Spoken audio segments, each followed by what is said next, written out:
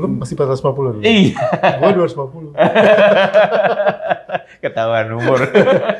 250.000 ya, bukan? Yes, satu semester.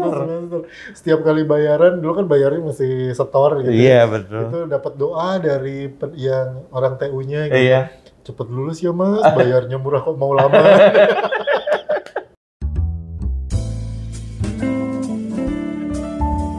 Saya Irfan Kartawirya. Saya Harnas. Dan ini adalah Random Jumat. Kita jumpa lagi di Random Jumat. Ya. Kamu santai aja lah. Santai dulu. Ya, udah hari Jumat lagi gitu ya. Gue dengerin suara gue sendiri aja seneng gue. Udah hari Jumat gitu ya. Gue nggak pernah dengerin suara gue sendiri. Asa aneh. Kalau gue sih rajin gue dengerin Gue gitu kalau ya. dengerin gue kalau ngecek Random Jumat aja gitu ya, sebelum tayang kan gue cek dulu. Itu yang gue dengerin suara lu doang. Terus bagian gue skip. Karena itu kalau gue sekarang ngantri gitu ya, gue ngitungnya dalam misalnya ada antrian berapa nih? Ya sejam lah kira-kira Pak, berarti 2 kali Random Jumat. Karena sambil ngantri gue dengerin, biar gak bosen gitu 2 episode gitu ya. Oke, jumpa lagi bersama Harnas dan Irfan di Random Jumat. Random Jumat. Diskusi tema random ya. Iya, kita bisa dengerin juga, kalian bisa dengerin juga. Di Spotify, masih ada juga di Spotify ya. Oke, sekarang kita mau ngebahas tema yang kemarin lagi ada rame juga Irfan ya. Yaitu soal beasiswa. Nah ini bagian akademis nih. Katanya Oke. ada orang yang terima konseling ya untuk supaya mempermudah orang-orang yang mau dapat beasiswa gitu loh. Jadi, caranya gimana dan sebagainya, itu gimana Van? Bener, kemarin tuh sempat rada rame. Jadi ternyata kan sekarang beasiswa itu macam-macamnya, ada beasiswa yang full gitu, maksudnya beneran lu sekolah ke luar negeri full. Tapi ada juga yang seleksi program-program kayak short course, pertukaran pelajar gitu. Ya hitungannya beasiswa juga, karena kan dibayarin negara, dibayarin pihak ketiga. Nah, itu tuh ternyata karena seleksinya ketat dan lain-lain gitu ya. Ternyata tuh ada orang-orang yang pernah berhasil dapat beasiswa itu angkatan sebelumnya atau dari mungkin panitia nggak tahu juga, yang kemudian buka jasa konseling gitu. Jadi kayak misalnya kan biasanya untuk beasiswa tuh harus nulis esai misalnya. Iya. Nah, dia tuh menerima jasa mengkonselingkan esainya, apa yang harus ditulis, di-review, dibaca, di ini, sampai latihan interview. Nanti kan akan ada interview, kita latihan interview, yang ditanya apa, cara jawabnya gimana. Dan itu berbayar. Jadi, dan bayarnya lumayan gitu. Jadi kemarin sempat rame apakah itu etis atau tidak. Lalu kemudian kenapa sih orang sampai segitunya gitu mau. Jadi kan kalau dia menyediakan jasa berarti ada yang beli dong gitu. Iya. Kenapa kok orang sampai beli kayak gitu, sempat rame. Yang sempat lucu kemarin ternyata salah satu penyedia jasa itu dia bahkan tidak lulus beasiswanya dan dia nggak dapet. Jadi dia cuma setengah jalan. Lalu kemudian dia mengkonselingkan proses dia setengah jalan itu. Ya sah-sah aja sih kalau kata gue. Asal ada yang mau beli gitu ya. Itu sempat rame sih kan kemarin di paling nggak di timeline gue ya. Itu sempat rame. Yaitu apakah itu etis, terus diskusinya gitu. Kalau menurut gue mah sah-sah aja dan gue bakal bayar sih. Kalau lu pengen banget gitu ya. Sebenarnya bukan pengen banget apa enggak, misalnya gini nih, gue belum punya SIM misalnya, ya, gue mau dapet SIM gitu. Caranya gimana? Ada yang bikin Pak, bayar ke saya deh. Nanti saya ajarin tes SIM tuh apa aja sih, motor, apa ke kiri, ke kanan gitu kan. Kalau enggak kan kita nggak tahu tesnya apa aja Van. Gue coba Google gitu kan, apa yang tes apa aja dalam SIM, kan nggak ada. Nanti ada tes mata loh Pak, jangan lupa loh lihatnya gini-gini. Kalau ada orang yang nge-guide sih, gue sih, I would pay, gitu kan. Iya, karena gue pikir bukan karena jangan sampai gue gagal karena gue nggak tahu gitu kan. Karena gue nggak siap, karena gue nggak tahu gitu. Iya. Jadi kayak bimbel ya. Iya, kayak bimbel aja, betul kan? Boleh dong. UMPTN kan begini misalnya, SNBPTN apa namanya sekarang ya. Ketahuan umur. Sekarang namanya SNBT. Iya, SNBT ya. Nggak pakai N lagi? Enggak. Udah di depan N-nya. SNBT. Oh, SMBT, oke. Jadi kan ngajarin caranya kan, tes-tesnya seperti apa, latihan seperti apa. Menurut gue sih boleh-boleh aja lah gitu. Iya kan? Iya, iya sih. Kalau kita lihat dari sisi itunya, benar. Kemarin itu yang sempat rame adalah isunya itu etis karena gue nggak tahu apakah ada tertulis atau tidak ya di beberapa program bahwa si alumni program itu teh kalau menyediakan bantuan untuk adik-adik angkatannya itu tidak boleh berbayar gitu. Jadi kayak ya lu assisting orang supaya menikmati apa yang lu pernah nikmati karena kan ini sebuah privilege dari negara gitu kan, lu dibayarin ke luar negeri, sekolah, dapat pengalaman, dapat wawasan baru, ya lu pulang salah satu bentuk payback lu adalah lu membantu adik-adik lu yang pingin kayak lu dan dibantu dengan free gitu sebagai bagian dari payback lu ke society, ke masyarakat. Nah, sepertinya itu di beberapa program ada yang tertulis gitu bahwa tidak boleh gitu, tidak boleh berbayar. Nah, kalau menurut gue ya baliknya ya ke situ sih. Kalau bahwa orang mah namanya jualan ya kalau ada yang beli mah gitu ya. Betul. Dan jual aja gitu. Menurut gue, menurut lu ya Van, beasiswa itu yang berhak dapet siapa sih? Nah ini kita pernah bahas nih sebelumnya ya. Tapi bener. Menurut gua perlu diulang supaya karena itu sudut pandang yang baru. Menurut lu siapa? Apakah karena miskin? Jadi kalau lu kaya, gak usah dapat beasiswa lah. Itu apa syaratnya untuk dapat beasiswa? Kalau gue melihat beasiswa itu dari dua aspek hal. Yang pertama itu adalah pemerataan kesempatan. Yang kedua adalah penghargaan. Nah, kalau pemerataan kesempatan berarti kan beasiswa itu diberikan kepada mereka yang membutuhkan beasiswa supaya bisa sekolah. Jadi gampangnya gini, lu punya sekolah, banyak yang daftar, tapi gue mau daftar ke situ, tapi gue nggak bisa bayarnya. Berarti kan gue tidak dapat kesempatan dong. Nah, supaya kesempatannya rata, gue dikasih uang buat daftar ke situ. Nah, itu beasiswa untuk pemerataan pendidikan. Menurut gue itu satu aspek yang sangat berbeda dengan yang satunya, yaitu penghargaan. Kalau penghargaan, gue mau cari orang yang paling jago masuk ke sekolah gue. Best student. Gue nggak peduli lo mau tajirnya segimana. If you are the best, I will grant you gitu.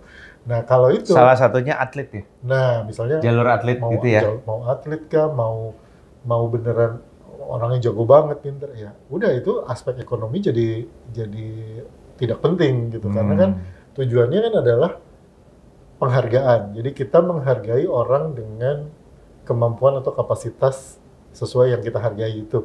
Ya kita kasih beasiswa. Jadi menurut gue dua aspek beasiswa itu tuh jangan dicampur-campur gitu. Dan banyak beasiswa yang tujuannya memang cuma salah satunya gitu. Ya contohnya kalau kita bilang tadi beasiswa beasiswa pemerintah lah gitu ya, kartu apa pintar apa gitu. Itu kan pemerataan pendidikan. Nah, yang nggak bisa bayar UKT misalnya, UKT itu kan uang kuliah tunggal ya, jadi harganya segitu terus sampai lulus gitu. Nah itu misalnya dapat yang harga segini, nggak bisa bayar, ya dikasih beasiswa gitu. Untuk memeratakan pendidikan. Gitu. Nah, tapi ada juga kan yang memang sifatnya dia prize gitu, penghargaan, hadiah gitu ya, grant gitu. Prize itu kompetitif terbuka gitu ya, yang tadi yang gue cerita, makanya orang sampai konseling sampai segala macam karena itu kompetitif terbuka gitu. Gue punya dana segini, the best can have it gitu, yang emang jago, emang bagus, speknya tertinggi yang masuk, akan dapat gitu. Nah yang kayak gitu itu kan yang kemudian diperebutkan, kayak yang tadi gue bilang orang sampai konselingan gitu segala macam, bayar mentor gitu, sampai ada sesi-sesinya ya. Itu menurut gue itu dua hal yang sangat berbeda gitu tujuannya. Jadi beasiswa itu yang boleh dapet siapa, ya lihat lagi tujuannya beasiswanya ini tuh beasiswa yang tipe apa gitu. Kalau penandanya sih kalau gue lihat ya yang pertama yang beasiswa pemerataan pendidikan itu biasanya yang jumlahnya besar, jumlahnya banyak, bukan besar. Jumlahnya banyak. Maksudnya jumlah kursinya. Jumlah kursinya banyak dan memang ada batas-batasnya yang itu tadi yang harus tidak mampu, ada surat keterangan ini, surat keterangan itu gitu. Dan itu memang tujuannya untuk meratakan kesempatan pendidikan. Ya, kalau yang gitu mah dia kan tidak melihat aspek, jadi gini, aspek ekonominya lebih besar daripada aspek kapasitas keilmuannya gitu. Ya pinter, maksudnya pinter tuh kan orang suka nanya ya, kenapa yang dikasih beasiswa itu orang pinter, harusnya yang bodoh dong dikasih beasiswa biar sekolah gitu. Kalau orang pinter mah sekolah pasti gitu. Yang dikasih beasiswa juga dia nyari gitu. Nah, beasiswa itu dikasih ke orang yang ada seleksi akademik gitu ya, atau seleksi tes potensi akademik. Itu tuh untuk memastikan bahwa ini anak bakal kelar sekolahnya. Gitu. Kan sayang-sayang kita kasih misalnya SMA gitu. Beasiswa SMA dites dari SMP, lulusan SMP dicari. Tuh SMA masuk ke universitas, diseleksi. Ya kan kita mau kasih uang gitu tiap bulan, tiap semester dibayarin gitu. Ya paling tidak selesai lah gitu sampai jadi gitu kan. Kalau 2 tahun dia mundur, setahun dia mundur kan sayang gitu. Makanya diseleksi di situ gitu. Sebenarnya seleksi akademik tuh bukan yang itu tadi, bukan mestinya jangan yang pinter yang dikasih beasiswa. Enggak, tapi itu kan tujuannya untuk pemerataan pendidikan. Kalau memang yang tadi kompetitif terbuka kan emang hadiah gitu atau penghargaan kan siapa aja, justru itu memang yang pinter-pinter banget kalau Tapi itu. Di Indonesia, gue bicara Universitas Indonesia ya, maksudnya universitas yang ada di Indonesia bukan luar negeri ya.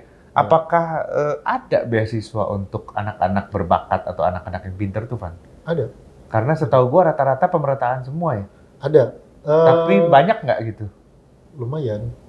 Cuman biasanya gini, kalau di negeri, di universitas negeri itu kan dibikin ya namanya universitas negeri ya milik negara gitu ya. Jadi kan dia harusnya terbuka untuk semua orang. Jadi selama seleksi ujian masuknya masuk, dia harusnya bisa sekolah di situ. Jangan mikirin uangnya dari mana gitu kan, harusnya gitu. Jadi biasanya memang yang besar itu yang pemerataan pendidikan, yang memang dibayarin sekolah gitu, bayarin uang sekolah. Kalau di swasta, yang pemerataan pendidikan itu sifatnya CSR. Jadi memberikan kesempatan orang seluas-luasnya untuk belajar di situ. Tapi biar bagaimanapun kan kalau universitas swasta mah keuangannya itu ditentukan oleh cash in cash out dari masyarakat ya. Jadi kita nggak dapat subsidi dari negara gitu. Ya memberi beasiswa, artinya memberi kursi kepada seorang mahasiswa yang tidak membayar, itu kan sebetulnya menghilangkan kesempatan penghasilan. Nah, tapi itu tetap dilakukan untuk pemerataan pendidikan juga, karena kan ada tanggung jawab sosialnya. Bahwa harus ada universitas itu swasta itu tetap harus memberikan kesempatan buat orang seluas-luasnya lah gitu untuk sekolah, menikmati pendidikan tinggi berkualitas. Tapi efeknya di swasta yang grant yang lebih banyak, yang hadiah yang lebih banyak, gitu. Karena bagian yang beasiswa pemerataan pendidikannya itu karena sifatnya CSR, jumlahnya juga nggak terlalu banyak biasanya. Nah lu kan sebagai dosen gitu ya, lu pernah menghadapi mahasiswa baik yang berbeasiswa maupun tidak. Menurut pemandangan lu gimana, Van? Ada perbedaan nggak antara penerima beasiswa dengan non penerima beasiswa gitu? Menurut gua bedanya ada di syarat beasiswanya. Jadi begitu syarat di ruang guru, ini mah anak beasiswa nih gitu. Ada nggak maksudnya pembeda seperti itu gitu? Kalau pembeda itunya enggak, tapi kalau jadi gini, misalnya, aduh kalau gua nggak kasih nilai bagus nih anak beasiswanya kelar nih, kesian gitu. Enggak, karena biasanya kita nggak inget.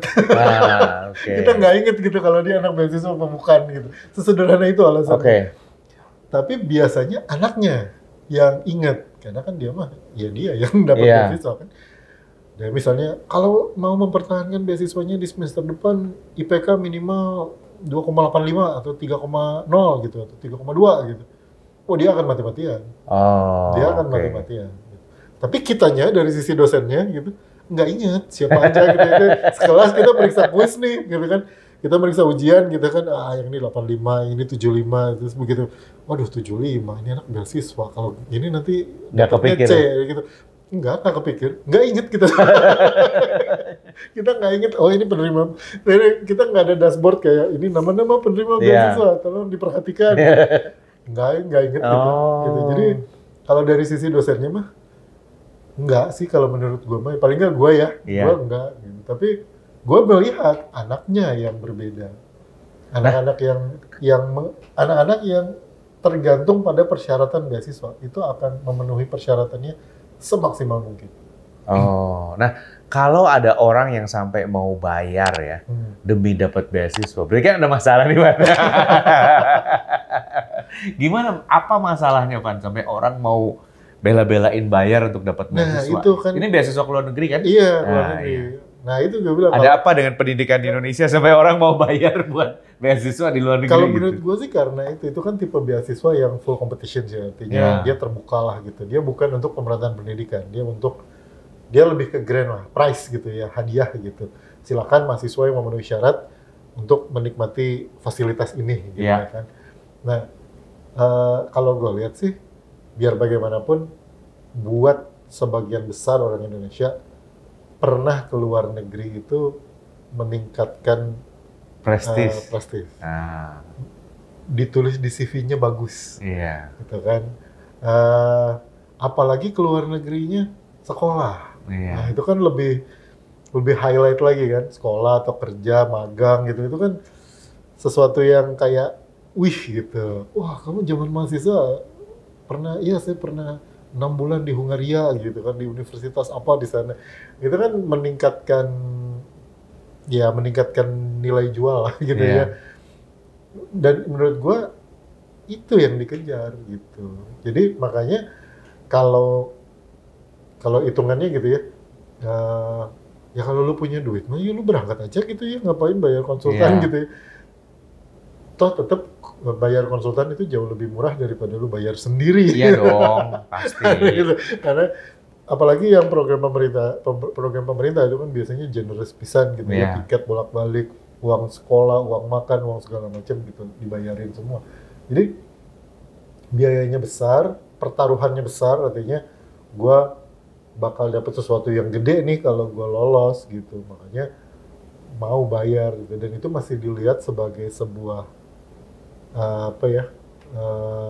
kartu power lah, kalau main kartu kayak kartu Pokemon atau apa itu kan power card gitu ya. Memang apa ya, ini agak curhat sedikit ya, gue sendiri nggak pernah kuliah di luar negeri. Gue tuh S1 ITB ya kan, S2 UI, jadi selalu di dalam negeri. Dan gue dari dulu ngomong bahwa nggak perlu lah. Ya dulu kan gue nggak mampu lah keluar negeri gitu ya. Terus bokap gue waktu itu bilang, selama lu bisa bahasa Inggris yang bagus, lu nggak usah takut gitu kan. Lu tetap bisa bersaing walaupun lu nggak sekolah di luar negeri. Dan akhirnya memang itu kejadian gitu. Tapi untuk anak-anak gue berpikir sekolah ke luar negeri loh mereka. Iya. Apa gue datang ke, ya ini balik lagi curhat doang ya, datang ke ITB gitu ya sekarang gitu ya, gue pikir kok gini ya. Terus gue pernah ke Stanford gitu ya, terus ke California, ke Berkeley gitu ya, kayaknya kan wow keren gitu ya, artinya maju berkembang gitu ya. Tapi kalau gue lihat ke universitas dalam negeri itu kok kayak gimana gitu, Van? Nah, menurut lu gimana, Van? Itu perasaan doang apa nggak fair lah lu bandingin ITB sama Stanford atau gimana? Kita kan main-main di kuliner juga ya. Iya. Ya, waktu lu belum pernah ke Jepang, Hokben mah enak gitu. Iya. Iya. Tapi begitu lu pernah ke Jepang nyobain katsu yang bener gitu, lu kayak ya Hokben acceptable, bukan gak enak gitu. Bukan gak enak, tapi kalau lu bisa nyobain yang sana, nah kayak gitu. Jadi mungkin kitanya juga yang berubah ya, artinya kita juga dulu kita kan ke ITB karena dari SMA kan. Kecuali kalau kita dari ITB dulu sempet jalan-jalan dulu ke Berkeley gitu. Dari SMA kita jalan-jalan ke Berkeley, pas balik lagi ditanya sama orang tua gitu, kamu daftar UMPTN nggak? Enggak. Kesana aja gitu. Jadi mungkin kita nggak tahu, tapi memang biar bagaimanapun pendapat masyarakat kan, artinya pemberi kerja dan gengsi masyarakat dan lain-lain gitu ya. Orang tua juga kan kalau misalnya ketemu keluarga terus gini, si kakak kemana? Si kakak teh lagi ikut program ke Rumania gitu, kan wah gitu. Nah kayak gitu-gitu itu mungkin masih gitu. Mungkin kalau kita ngelihat karena lu di akademis mungkin lebih update ya. Bagaimana posisi universitas-universitas Indonesia di mata dunia? Karena kan dulu suka lihat, ITB itu ranking 2, ranking 3 gitu. Apakah kayak badminton lama-lama nggak ada yang final juga? Ya udahlah gitu. Kalau dulu kan gitu ya. Apakah kita udah menyerah atau justru sekarang makin bagus? Gimana menurut lu Van sekarang? Kalau gue lihat sih rating-ratingan gitu ya makin banyak yang nggak peduli ya. Kalau gue lihat ya, maksudnya institusinya sendiri gitu nggak. Sama kayak badminton kan? Institusinya sendiri jadi nggak ngejar-ngejar amat gitu loh. Kalau dulu kan misalnya, ITB ranking 20 Asia dulu kan gitu, Asia Tenggara. Iya betul. 30 Asia gitu, ranking 150 dunia misalnya kayak gitu. Sekarang mah institusinya juga nggak ngejar-ngejar amat gitu. Meskipun sempat kalau di 2005 ya 20 tahun yang lalu lah gitu ya, itu semua rektor-rektor tuh semua pengen world class university, mau masuk jajaran universitas top dunia. Sekarang mah kayaknya nggak terlalu gitu. Kalau gue lihat karena lebih ke kolaboratif. Jadi kayak gini, daripada lu jadi peringkat nomor 30 dunia gitu, lu bisa bilang gini aja, gue punya kerjasama dengan Universitas of Tokyo, peneliti mereka datang ke sini, mahasiswa gue kuliah di sana, gitu. Itu lebih meaningful daripada ranking gue gede. Tapi ranking doang yang kita tahu misalnya, yaitu karena ranking itu kan ada poin-poinnya kan, ya poin-poinnya itu aja dikejar gitu supaya rankingnya naik. Nah, jadi kalau gue lihat dalam mungkin 5 tahun terakhir gitu, atau 10 tahun terakhir, universitas di Indonesia itu udah nggak ngejar-ngejar amat ranking gitu. Nggak tahu ya kalau teman-teman rektor yang lain masih kok kami masih gitu. Ya silakan gitu. Tapi gue ngelihatnya kayak lebih ke impact dan kolaborasi real gitu. Jadi daripada lu bilang gue ngejar University of Hokkaido misalnya gitu, bisa selevel sama, ya kita selevel kalau kita kerjasama. Kalau kita kerjasama berarti kita udah selevel dong. Karena kan nggak dan yang disebut selevel tuh kalau gue ngirim dosen gue ke sana, dosen sana ngirim ke sini kan ya, resiprokal gitu. Berarti kan selevel dong gitu. Nah itu pengakuan masyarakatnya menurut gue lebih gede dan kayaknya lebih banyak kampus, termasuk kampus gue juga mengarah ke situ. Itu ngarahnya ke mendingan yang gitu daripada nah, gue mungkin tanya satu lagi ya. Ada apa atau bagaimana kondisi universitas negeri?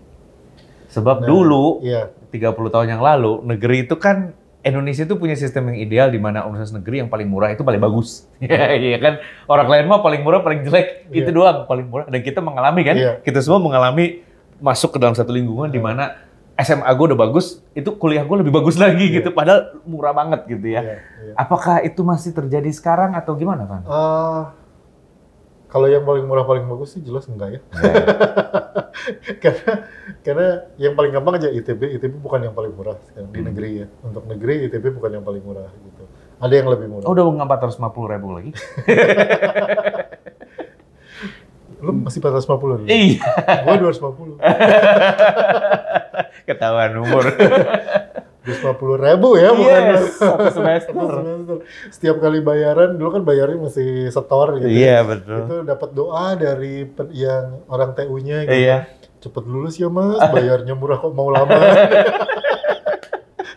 Tapi at the time it works gitu kan. Sekarang gimana? Paling murah, paling bagus sih enggak.